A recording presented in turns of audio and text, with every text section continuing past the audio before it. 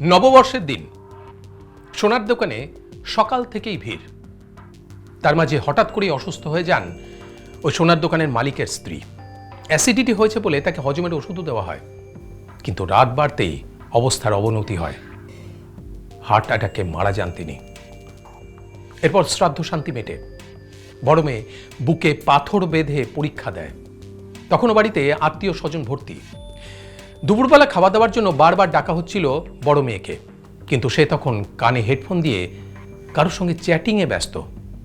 ফোনে এমন কি রাজকার্য করছে সেটা দেখতে এসে কাকার নজর পড়ে চ্যাট বক্সের দিকে।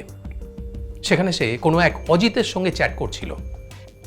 সে তাকে লিখছে তার মায়ের মৃত্যু নিয়ে, কিভাবে সে তার মাকে ঘুমের ওষুধ দিয়েছে, কিভাবে ধীরে ধীরে তার মা নেতিয়ে পড়েছে, এমনকি মায়ের মারা যাবার পর একটা স্মাইলির ইমোজিও দেখতে পাওয়া যায়। নাবালিকার কাকা সঙ্গে সঙ্গে বাড়ির সমস্ত আত্মীয় স্বজনকে ডেকে নিয়ে গিয়ে সেটা দেখান। বাবাকেও খবর দেওয়া হয়। ঘটনার আকস্মিকতায় সবাই স্তম্ভিত হয়ে যায়। পুলিশ আসে।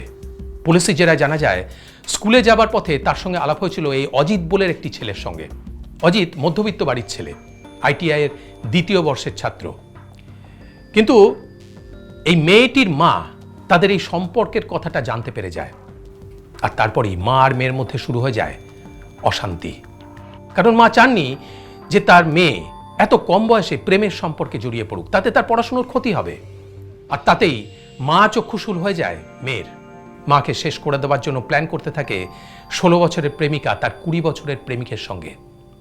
তারা ঠিক করে যে 30টা ঘুমের ওষুধ পানীয়ের মধ্যে মিলিয়ে তারা তার মাকে খাইয়ে দেবে। সেই মতো বাইরে থেকে 30টা ঘুমের ওষুধ কিনে বাড়িতে নিয়ে গিয়ে গুঁড়ো করে নেয়। তারপর অনুষ্ঠানের দিন পানীয়র মধ্যে মিলিয়ে মাকে খাইয়ে দেয় মেয়েটি।